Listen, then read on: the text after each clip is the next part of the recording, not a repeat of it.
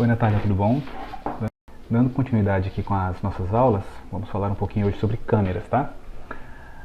Essa parte de câmeras, ela é uma das partes mais importantes para você ter um render de boa qualidade, porque é ali que você vai demonstrar ali, o seu olhar artístico, né, o que você quer evidenciar ali no seu ambiente, né, ou no caso da fachada, né, e a câmera aqui dentro do Corona, ela funciona exatamente como uma câmera real, uma câmera do mundo real, né? Então ela vai ter os mesmos padrões, as mesmas configurações, né? Por que eu digo que é tão importante essa parte de câmera?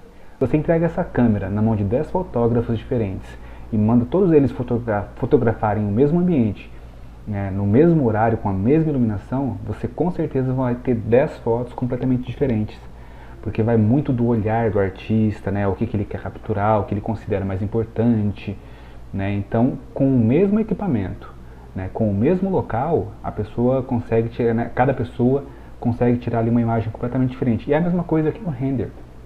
Então, não adianta nada você ter ali um ambiente com os materiais configurados bonitinho, a iluminação bem colocada, tudo certinho, se você não escolher uma câmera boa para valorizar ali o seu ambiente. Então, essa é uma parte muito importante, né? Então, trazendo aqui para dentro da nossa tela, certo? Eu montei aqui uma ceninha bem simples, então é só um box, né, com a parede engrossadinha aqui, né? São 3 paredes, esse lado de fora aqui é aberto, mais um box aqui, outro box aqui, um círculo, outro círculo. Esse aqui é o teapot, né, que ele é padrão do Max, não precisa modelar nada, você só vem aqui na parte dos básicos, né, dos primitivos, e ele vai estar bem aqui, ó, cilindro, aqui, ó, teapot. Então, se você clicar nele, clicar e arrastar, ele já faz um bulizinho ali, né, um bule de chá, um pote de chá no caso, né. Mas, em todo caso, né, se você quiser, eu posso estar liberando essa parte dessa cena aqui também, mas ela é bem simples, como eu disse. Então, para você criar uma câmera aqui dentro do Corona, né, você tem 2 formas. Ou você vem direto aqui, né, adicionar uma Corona câmera. Você pode também vir aqui pela parte de criação, nessa barrinha aqui de câmera, e aí vai aparecer a câmera física, Free, Target e a Corona Cam. Então, se você clicar aqui, né, clicar e arrastar, você cria uma Corona Cam. Se você clicar aqui, clicar e arrastar, você vai criar a Corona câmera também. Tem uma terceira forma, na verdade, de criar, que dependendo do caso, às vezes seja interessante você usar. Vamos supor que você está numa vista aqui, dando uma olhada no seu ambiente, né? E você chegou num ponto que você falou, poxa, esse ponto aqui é interessante, mas daí para você criar uma câmera, vir arrastando ela e colocar de novo, dá um certo trabalhinho. Então, se você vir aqui nessa barrinha, ó, onde tem o desenho da câmera com esse mais, ali, ó, Create Camera from Active Perspective View. Então, se você clicar aqui, ela vai criar uma Corona Cam, né, exatamente com a vista que você está. Então, agora se eu apertar P de perspectiva para sair da câmera, ó, tá ali, ó. Ela criou exatamente na vistinha que eu estava. Então, se eu seleciono ela e aperto C, que ele entra na vista, exatamente aquela câmera que a gente setou. Então, eu vou apertar P aqui para sair de dentro da câmera, né? Ainda estou com a câmera aqui selecionada, né? E se a gente vier aqui na área de modificações dela, vai aparecer todas as configurações que você pode estar fazendo nessa câmera, né? Então, para falar um pouco disso aqui, eu preciso estar mostrando aqui umas imagens para você. Só um minutinho. Então, esses aqui são basicamente as configurações que você tem ali dentro de uma câmera profissional, né? Você tem o ISO, você tem o shutter speed e a abertura de lente, né? Então, falando um pouquinho de cada um deles, o ISO ele vai controlar a entrada de luz na sua câmera, né? Então, quão brilhante vai ser a sua imagem, mas daí tem a questão. Em dias muito claros, você vai conseguir usar esse ISO 100 aqui, né? Ele vai dar uma foto boa, uma foto limpinha, bacana. Se começa a ficar muito escuro e você começa a ter muito menos luz incidindo na sua cena, você pode começar a subir o ISO, né? Só que quanto mais alto o ISO você vai colocando, mais granulado você vai tendo na sua cena, mais aquele ruído vai aparecer. Então, dependendo do caso, não é tão interessante você trabalhar com isso aqui, né? Falando de shutter speed, você tem que tomar cuidado, né, com essa parte de motion blur, porque ele está intimamente ligado à quantidade de luz que vai estar entrando. Então assim, geralmente para você ter este borrão aqui, você vai ter que ficar com a abertura da lente, né, no real, ela vai ter que abrir e ficar aberta por um determinado tempo. Tempo suficiente, né, para esse objeto sair daqui e chegar aqui. E aí ela vai fechar. Então ela capturou isso aqui de luz. Então por isso que ele fica com este borrão. Acontece que de dia é muito difícil isso acontecer, porque se você abre a sua lente por meio segundo e deixar ela meio segundo aberto, por exemplo, a quantidade de luz que vai entrar é enorme, então ela vai queimar. Vai ficar aquela foto, aquele branco explodindo tudo, né? Você não vai ter informação nenhuma na foto. Por isso que tem que ser usado com uma certa sabedoria aí, porque se você for fazer, por exemplo, uma foto aí de uma fachada e tem um carro e você quer dar esse efeito aí de movimento nele, usa, mas usa bem discretamente, não dessa forma aqui, uma coisa mais assim, ó, durante o dia, porque ele acaba sendo um pouco mais realista, né? Porque se você usa esse tipo aqui num dia, ele vai ficar muito estranho, o cérebro da gente ele acaba entendendo que aquilo ali não é real, né? Por mais que você não entenda, ou a pessoa não entenda da teoria, mas o cérebro da gente está acostumado a enxergar essas coisas em imagens mesmo que você vê, né? Então tomar um certo cuidado com isso. À noite é mais comum, porque como tem menos luz, a câmera acaba ficando um pouco mais aberta para colher essa luz, né, e ter mais informações do ambiente, e aí dá tempo dos objetos se movimentarem, um carro sair, né, alguns metros de distância, uma pessoa caminhar alguns metros também, e aí ele vai dar essa imagem aqui arrastada, certo? Então falamos aqui de ISO, falamos aqui do shutter speed, e aqui tem a abertura de lente, né? Isso aqui ele vai estar intimamente ligado com a parte de depth of field, que é aquela profundidade de campo. Fica tranquilo que isso aqui tudo eu também vou estar mostrando ali dentro. Tudo não, na verdade, porque isso aqui, para ser bem sincero, a gente praticamente não usa. Apesar de você ter a opção de trabalhar com isso aqui na Corona Cam, a gente acaba optando por uma outra configuraçãozinha que eu vou te mostrar lá, que a gente consegue ter o melhor desses três mundos aqui, né? Só que tem uma facilidade um pouquinho mais para controlar isso aí, sem ter, né, esse probleminha aqui, por exemplo, de ruído excessivo, né? Mas isso aqui está ligado com a profundidade de campo, aquele efeito que você tem quando você dá tira uma foto em macro, por exemplo, que tem alguma coisa muito perto da câmera e aquele fundo está desfocado. Então, isso aqui está relacionado com essa parte. Né? Aqui, né, nessa imagem é a mesma questão ali do desfoque de lente, quanto mais aberto, mais desfoque você vai ter. Né? Aqui é uma relação, por exemplo, né, das três questões, para você conseguir uma foto em um motion blur, por exemplo, né, tem a ver com a abertura de lente, o ISO e o shutter speed, né, e aqui é aquilo que eu falei, quanto mais aberto, maior o desfoque você vai ter, chega a ficar quase um borrão, e quanto mais fechado aqui for esse número do F, mais nítido vai ser, certo?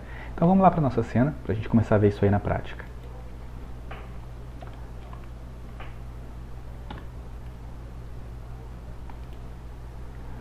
Então entrando aqui na nossa cena, se eu selecionar aqui a nossa câmera, né, tem algumas configurações prévias que eu fiz aqui nela, mas basicamente aqui, ó, é a parte de exposição.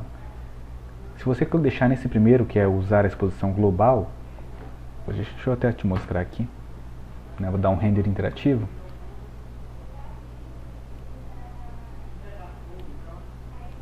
Ó, se você deixar aqui, a exposição que vai estar sendo aplicada nessa cena vai ser controlada aqui, tá vendo? Tá 3, se eu colocar aqui 6, ó lá, explode. Então, quer dizer que está sendo controlada aqui pelo renderizador, diretamente por aqui. Se você colocar para usar a exposição simples, então, quer dizer que a exposição que vai estar sendo aplicada nessa câmera é a da própria câmera e não aqui do renderizador. Então agora se eu vir aqui e colocar 3, que é o que estava, ele voltou exatamente para a mesma iluminação. E aqui eu já perdi aquele controle, eu já não consigo alterar por aqui. Isso aqui é interessante para, se você tem uma cena que ele tem alguns pontos que é mais claro, outros mais escuro, é mais interessante você controlar câmera por câmera essa exposição, né? Senão você tem que ficar aqui depois procurando a exposição de cada uma, certo? E a terceira é a exposição pelo ISO, que é o que a gente tinha comentado. Eu pessoalmente prefiro não controlar, né? Igual aqui, se eu colocar aqui 800 de ISO, ó, ele clareia, né? Mas se eu colocar aqui 2000 de ISO, ele vai clareando, mas vai começando a ficar uma foto com muito ruído, começa a perder informação. Então eu prefiro não utilizar por aqui, eu utilizo sempre por aqui, a não ser que eu tenha um ambiente que ele tem esses pontos mais claros e mais escuros, que eu queira controlar câmera por câmera, aí eu utilizo aqui, certo?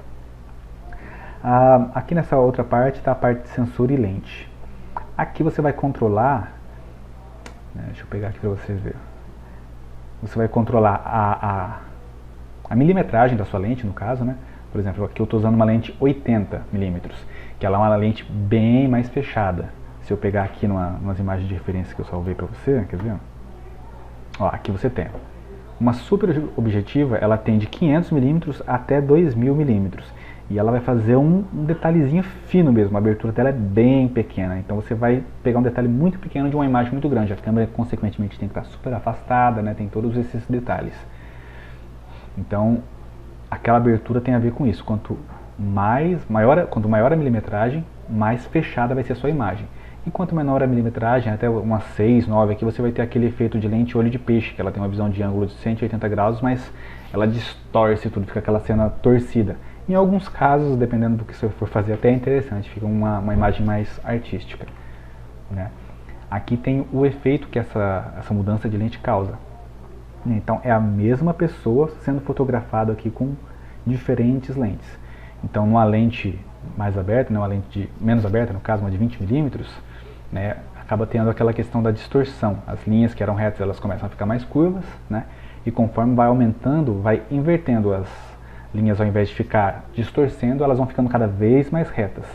Então se você pegar aqui uma 200mm e uma 20mm, parecem duas pessoas completamente diferentes. Né? A nível de conhecimento, a que a gente está mais acostumado, que o olho da gente geralmente enxerga, é entre aqui o 35 e 50mm. Então se você usar mais ou menos nessa visão, ele vai ficar uma lente bem real, que é o que o olho da gente está acostumado a enxergar. Aqui tem a mesma questão que estava falando da milimetragem, né? Se você tem aqui uma foto panorâmica, né, usando uma lente de 14mm, então ela pega um ambiente muito maior, né? E conforme você vai aumentando, ó, é como se você fosse dando um zoom, tá vendo? Até chegar aqui no 400mm, é essa mesma imagem aqui, mas naquele pontinho ali, ó, onde ela está focando, tem esse castelo aqui, essa casa, né? Então é isso que acontece, conforme você vai aumentando a milimetragem, você vai dando meio que um zoom crop, né, no caso. Então se a gente vier aqui, ó, agora na prática, eu estou usando uma de 80, então ela está mais fechada. Se eu usar uma de 35, que eu estava comentando que é o padrão, ó, já dá pra ver que ela fica mais aberta. É exatamente a mesma câmera. Não puxei a câmera para trás, nem para frente, nem nada do tipo. Só modifiquei aqui mesmo, a parte da milimetragem da lente. Para quando que é interessante essa lente mais fechada aqui, por exemplo, de 80? Né, você fez ali a sua foto aqui com uma foto mais geral, mostrando os detalhes do ambiente, tudo, né? E aí você quer fazer aquela foto mais artística, que você quer pegar um detalhe específico, por exemplo, uma mesinha de café ali onde tem uma xícara de chá, ou de café, né, com uma xicrinha de café saindo fumacinha, uns livros, uma planta, que daí ele vai dar aquele zoom out ali, né? Aí é interessante você usar aqui uma lente mais fechada, por exemplo, igual essa aqui, certo? E aí, a partir disso aqui, a gente vai entrar, né, na parte que a gente estava falando ali para você de desfoque, né, na parte de Depth of Field, que está aqui, ó. Vamos pular essa parte de Shutter Speed, que ela é a terceira, né? Mas vamos para cá primeiro. Então aqui no Depth of Field, né, que é para você ter aquele efeito de desfoque, deixa eu ligar aqui o renderizador em tempo real. Você pode ver que ele está renderizando normal, e lá no fundo você consegue enxergar normalzinho. Eu já estou com a lente de 80, que é uma lente para detalhes, né? E aí, como que a gente faz para estar ativando esse efeitinho? A gente vem aqui, ó, na parte de DOF, né, que é o Depth of Field, e Motion Blur, e você vai ativar aqui, ó, na parte de Depth of Field, você ativa. Né? Aqui em substituir foco, você seleciona também, e ao invés de valor, você coloca objeto. Né? E aí com o objeto, né, aqui no caso vai estar limpo, ó, reset, então você clica aqui em None e coloca o objeto que você quer que esteja em foco. Por exemplo, se eu quero que seja este aqui, o meu objeto em foco, é só eu clicar. Deixa eu voltar aqui para minha câmera, que eu acabei selecionando a pecinha sem querer.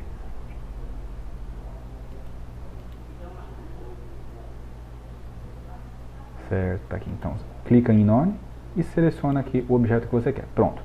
Esse aqui ele está em foco agora. O seu, por padrão, ele vai vir assim, ó. Né? Então aqui vai estar em foco e ali também vai estar em foco do mesmo jeito. Então o que a gente precisa fazer agora?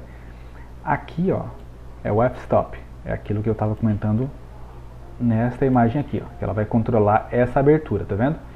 Então, ó, quanto maior, mais fechadinho vai ficar a câmera e, consequentemente, ó, quanto mais fechado, mais nítido. Quanto mais aberto, mais desfoque você vai ter, certo? Então aqui é o mesmo padrão, ó, 16 ele está ficando bem nítido. Se eu for abaixando isso aqui, eu vou chutar o balde, vou colocar um valor bem baixo, sei lá, um 2, por exemplo. Ó, olha o tanto que desfocou, ele ficou quase um borrão a outra tipote ali no fundo, entendeu? Então, né, você também tem que ter esse controle, né, não usar exageradamente. Nós vamos deixar aqui, por exemplo, um 4. Ó, um 4 já ficou mais interessante, que ele tem o desfoque, certo? E você tem essa parte em foco, você tem o desfoque aqui no fundo, mas é uma coisa mais discreta, não chega a ficar um borrão. Né? E só para exemplificar aqui também, né, se eu pego aqui onde está o tipote e eu falo que agora eu quero aquela outra tipote lá em foco e clico, ó, agora o efeito se inverteu. Agora aquela está em foco e essa aqui está, né, com esse blur. Esse efeito aqui a gente usa, igual eu te falei, quando você quer chamar a atenção, né, da pessoa para um detalhe. Porque se você bate o olho nessa foto, você meio que ignora agora essa parte que está desfocada e seu olho concentra aqui, ó. Então ele traz a sua atenção, o seu foco para um determinado local, objeto ou o que for. Né? Então vamos trazer ele aqui de novo para a tipote da frente. Deixa eu só colocar um materialzinho aqui só para dar um detalhe mesmo. Né? Vou pegar aqui esse tipote, vou colocar um material aqui de bronze nele. Certo? Então, ó, você pode perceber que quando você bate o olho, mesmo quando estava sem material, o seu olho ele vai focar aqui, porque aquela parte está desfocada. Então esse aqui é um efeito bem bacana para você estar utilizando nas suas imagens de detalhe. Trazendo aqui mais para baixo, você vai ter a parte de Tilt e Shift. Para que serve isso aqui? Vou te mostrar aqui agora. Tem casos que você tem, por exemplo, uma torre, um prédio, né, que você vai fazer a imagem dele. Então você não vai conseguir capturar ele inteiro assim. Às vezes você tem que apontar a sua câmera um pouco para cima para conseguir capturar ele inteiro, né? Só que daí, se você aponta a imagem da sua câmera para cima, ó, o que vai começar a acontecer com essas linhas aqui que estão bonitinhas, né, ali na vertical. Ó, tá vendo aqui, ó? Aqui é um ambiente pequeno, não vai dar pra ver tanto, mas aqui dá pra perceber bem, ó. Essa linha ela tá 100% vertical.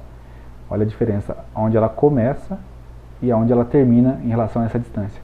Então, numa torre, por exemplo, você vai ter uma distorção muito grande, você vai ter linhas convergindo ali uma para outra. Para fotos de apresentação, né, dessa parte de imobiliário, essa parte de arquitetura, engenharia, não é interessante você ter essas linhas dessa forma deformadas. Então, para isso, você tem esse comandinho aqui, ó. Tem aqui Automatic Vertical Tilt, que ele vai fazer essa correção automática. Aqui na imagem vai dar para perceber bem. Se eu clico aqui agora, as linhas ficaram bonitinhas, ó, retinhas, paralelas, né, à imagem. Então, por maior que seja a torre, ele vai fazer essa correção aqui. Você também pode fazer isso aqui manualmente, se você quiser, né, mas é mais trabalhoso você fazer isso aqui, ó, para corrigir, entendeu? Então vamos voltar aqui à configuração inicial. Voltamos aqui para a configuração inicial, né? Vamos selecionar aqui nossa câmera de novo, apertando a letra H aparece esse painel de seleção. Então vamos selecionar aqui a câmera, bonitinha. Para baixo disso aqui, o que teria de mais interessante para a gente estar falando seria isso aqui, ó, a parte de clipping da câmera. Às vezes acontece, né, de você ter ali um ambiente que ele é muito pequeno. Então quando você afasta um pouquinho a câmera para querer mostrar algum ambiente, alguma coisa, você acaba cortando, né, saindo para fora da parede, e aí você não consegue enxergar lá dentro. No SketchUp você pega o planinho de corte lá, corta a parede e beleza, encaixa a câmera ali, tudo certo. Aqui você consegue fazer exatamente isso aí também, ativando aqui, ó, o clipping da câmera. Então, se eu selecionar aqui o clipping dela, né, eu vou até pegar pela vista topo, pra gente dar uma olhada. Ó, eu vou colocar aqui visível na viewport, para ver esse clipping. Então o que ele vai fazer? Ele vai pegar a partir da lente e vai fazer um corte aqui, ó. Então se eu vir aqui, ó, o corte próximo, no caso, vamos colocar aqui, por exemplo, a 100 centímetros, né, 1 metro. Ó, apareceu aqui já, tá vendo? Então, que isso aqui quer dizer? Quer dizer que daqui para trás ele não mostra. Então se eu tivesse aqui na frente da câmera um círculo, por exemplo, uma esfera, qualquer coisa, ele não apareceria na minha imagem. Então se eu for trazendo mais para frente, ó, chega até o ponto de eu cortar a parede. Vou pegar aqui uma outra câmera, vou pegar essa câmera aqui, ó, agora, vou copiá-la para cá, como uma cópia no caso, só para a gente ter isso aqui de exemplo. Porque ela, aqui é uma parede, né? Então, se eu entrar aqui nela, não estou enxergando nada. Vamos pegar ela ali de novo. Então, se a gente vir aqui agora e for aumentando esse corte, ó, opa, perdão, aqui. A gente for aumentando, ó, tá vendo? O clipe foi indo pra frente até cortar completamente a parede e aparecer o que tem aqui dentro.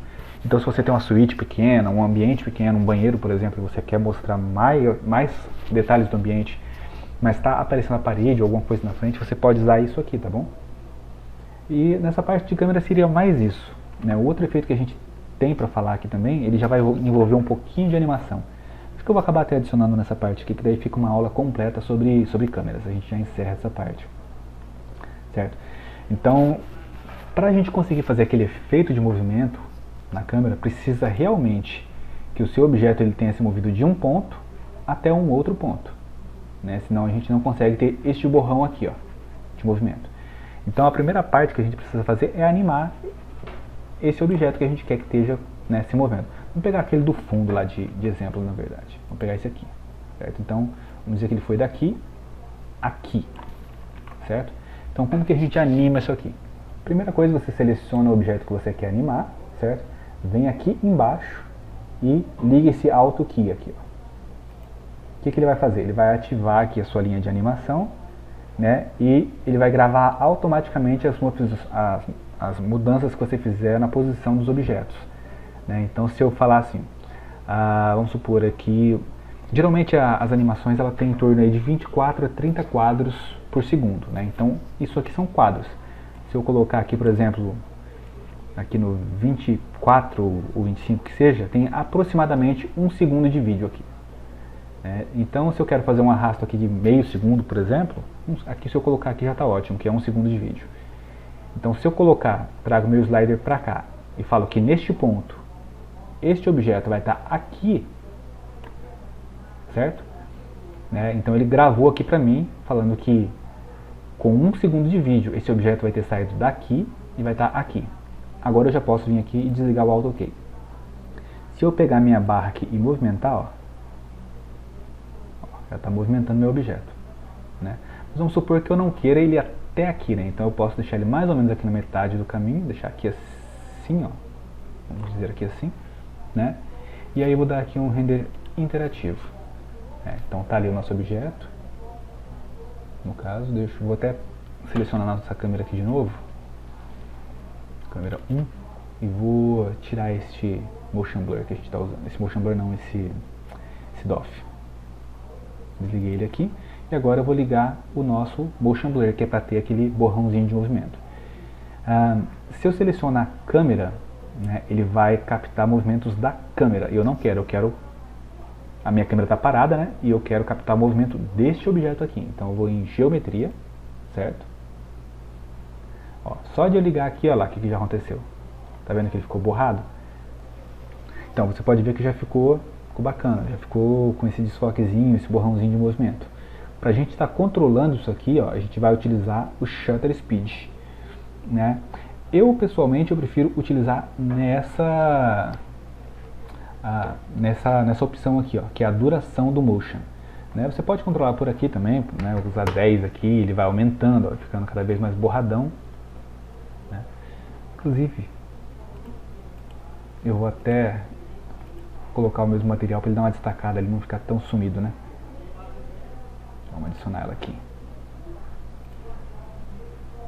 Certo, vamos dar um playzinho aqui na animação. Agora dá para enxergar melhor o que aconteceu ali. Vou selecionar aqui a câmera. Tá, então como eu disse, eu posso controlar por aqui, pelo Shutter Speed, Coloquei 10, ele ficou super borrado. Se eu colocar 50, ele volta aquele borrãozinho que ele estava. mas eu também posso controlar por aqui, ó, que é a duração do meu motion. Então, se eu falar aqui, por exemplo, ó, eu quero meio segundo de duração. Olha, ficou um pouquinho mais nítido. Se eu colocar aqui que eu quero 0,3 aqui, ó, de segundo, ele vai ficar mais nítido. Por quê? Porque um aqui significa 1 segundo. Então, é a terça parte aqui de um segundo. Então, ele se moveu muito pouca coisa nesse intervalo de tempo. Então, né, você pode ver que ele fica um pouquinho mais nítido. Né? Isso aqui ficaria um motion blur de dia, mais ou menos. Né? Agora, se você quer alguma coisa super arrastada, aí você vai aumentar. Né? Você vai colocar aqui, por exemplo, 1 segundo. Ó, ele já vai ficar bem mais esticado a imagem. Se eu colocar aqui 5 segundos, né, exagerando, né, ele fica só um borrão. Né? Então, se você tem uma cena noturna e você quer fazer aquela cena onde os carros passam ali rapidinho e fica só aquele rastro de luz, então você vai exagerar bastante aqui, né, e vai ficar aquele rastro de luz passando pela sua cena. Na parte de câmeras não tem muito mais do que a gente está mostrando, né? Esse aqui seria o último efeito. Então, recapitulando para essa parte de motion blur, o objeto precisa estar animado, né? Quando você faz a animação dele, você deixa mais ou menos na metade do caminho, porque se você deixar no começo, ele não começou a acelerar ainda, então ele vai ter pouco motion, certo? Então deixa mais ou menos ali na metade do caminho, onde você quer. Vem aqui nos parâmetros da câmera, desce, liga aqui nessa parte de Motion Blur e Depth of Field, você liga aqui a parte de Geometria, né, se você estiver animando um objeto. E aí ele já vai ter esse efeito aqui, você faz o controle ou aqui pelo Shutter Speed, né, quanto menor, mais borrado ele vai ficar, ou você controla pela duração do seu Motion Blur, né, 5 segundos, 0,5 segundos, que aqui eu estava aqui mais ou menos, né, ou 0,3 que seja. Ele vai ficando menos borrado. Então, para a parte de câmeras, inicialmente é isso. Na próxima aula eu vou falar ali para você agora a parte de composição da câmera, né? Que é a gente fazer o enquadramento certinho, né? Usando ali as regras de composição para você ter uma imagem mais harmônica, uma imagem que chame mais a atenção, né, de quem está vendo. Ok? Com isso a gente encerra então a parte de câmera, Larissa. E eu te aguardo na próxima, né? Agora eu vou dar uma agilizada nessa parte dessas aulas, né? Para finalizar. Pra gente finalizar um pouco mais rápido isso aí e a gente conseguir fazer aquela ceninha do banheiro, né? E aí ter nossas aulas aí de tira dúvidas também. Ok? Tchau, tchau.